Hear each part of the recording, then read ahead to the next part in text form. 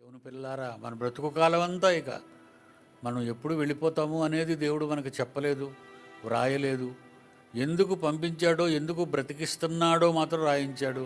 పంపించడం ఆయన కోసం, బ్రతికించడం ఆయన కోసం, చనిపోవడం అది ఆయన కోసమే. కానీ మనకు చావంటే భయం. ఎందుకు? పరలోకం గురించిన జ్ఞానం లేదు, మరణిస్తే దేవుని దగ్గరికి వెళ్తామనే నమ్మకం లేదు. అంతే కదండి.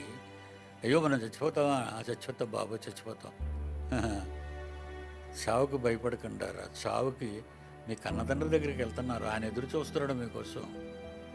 నా పిల్లలు ఎప్పుడు వస్తారు, జాన్సన్ ఎప్పుడు వస్తాడు,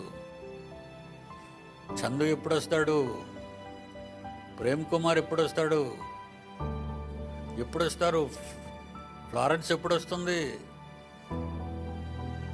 తన పిల్లల కోసం ఆయన ఆశపడుతున్నాడు తొందరగా రావాలని. కానీ పనులు పెట్టాడు కదా, ఆ కాలంలో ఆ పనులన్నీ మనం పూర్తి చేసేసి సిద్ధంగా ఉంటే నిన్ను చక్కగా తీసుకెళ్ళిపోతాడు.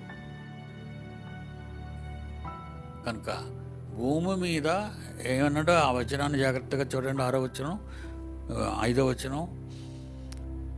విశ్వాసమును బట్టి హానోకు మరణము చూడకుండానట్లు కొనుక్కోబడెను. అతడు కొనుక్కోబడక మునుపు దేవునికి ఇష్టుడై ఉండినని సాక్ష్యం పొందెను. దేవునికి ఇష్టుడై ఉండాలి, దేవుని పని చేసి ఇష్టుడై ఉండాలి. హెబ్రీ పత్రిక 11వ అధ్యాయం 5వ వచనం.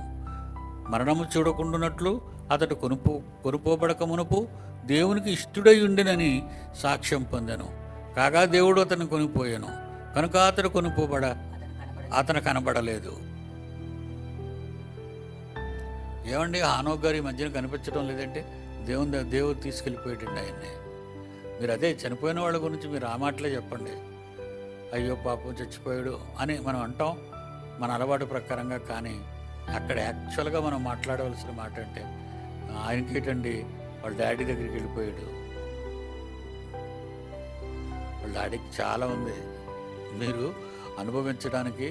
భూమి మీద మనుషులు అందరి దగ్గర ఉన్న డబ్బు కంటే ఇంకా ఎన్నో కోట్ల రెట్లు ఎక్కువ ఉంది మీకు అక్కడ. మీ గురించి దాచి భద్రపరిచాడు ఆయన.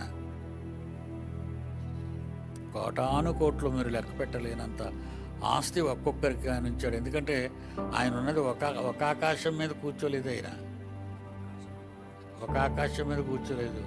ఎన్ని ఆకాశాల్లో ఉన్నాడట? మహాకాశముల యందు. మన దేవుడు ఎక్కడున్నాడట? మహాకాశముల యందు ఆసీనుడై ఉన్నాడు అంటాడు. మహాకాశముల యందు ఆసీనుడై ఉన్నాడు. మరి మీకు ఎన్ని ఆకాశాలు కావాలా? ఒక భూమే తట్టుకోలేకపోతున్నాం మనం. ఈ నక్షత్ర మండలంలో ఇది ఒక చిన్న, రాత్రే చెప్పాను, చుక్క లాంటిది ఈ భూమండలం. చిన్న చుక్క. ఈ చుక్క మీదే మనం ఇంత గర్వపడిపోతుంటే ఆ లోకానికి వెళితే ఎంత సంబరపడిపోతాం మనం అంతా. నేను అందుకే ముందు వెళుతున్నాను. ఫిలిప్పు, నేనేమీ మీతో ఉండకూడదు, నేను మీతో ఉండాలి అని నాకు లేదయ్యా. దేవుడు నాకు భూమి మీద పని అప్పగించాడా? 33 ఏళ్ళు చేశానా? మళ్ళీ ఇప్పుడు అక్కడికి రమ్మంటున్నాడు. దేనికి?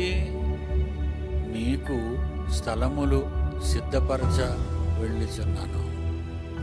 మళ్ళీ నేను అక్కడికి ఎందుకు వెళ్ళిపోతున్నానంటే మళ్ళీ మీకు ఇల్లు తయారు చేయాలి. నాకు ఖాళీ లేదయ్యా. భూమి మీద పంపితే భూమి మీద పని, మళ్ళా తన దగ్గరికి వెళితే మీ పని. భూమి మీదకి వచ్చింది మీకోసమే, భూమి మీద నుంచి ఇప్పుడు నేను వెళ్ళిపోతున్నది అది మీకోసమే. నిజంగా యేసుక్రీస్తు వారు అంతా మన కోసమేనండి. యేసుక్రీస్తు కానీ, ఆయన కన్న తండ్రి, మన తండ్రి కానీ, పరిశుద్ధాత్మ దేవుడు కానీ, వీళ్ళు ఎప్పుడూ మన కోసమే ఆలోచించి ఉంటున్నారు. మరి మనం వాళ్ళ కొరకు ఆలోచించొద్దా? మీ అందరికంటే ముందు నేనే ఆలోచించాలి. ఎందుకంటే నా ఆయుష్ ప్రమాణం తగ్గుతుంది కనుక. మరి వెళ్ళవలసిన కాలం దగ్గర పడుతుంది కనుక సిద్ధపడాలి. ఆయన గురించి సిద్ధపడాలి. ఓకే, దేవుడు మిమ్మల్ని దీవించుగాక.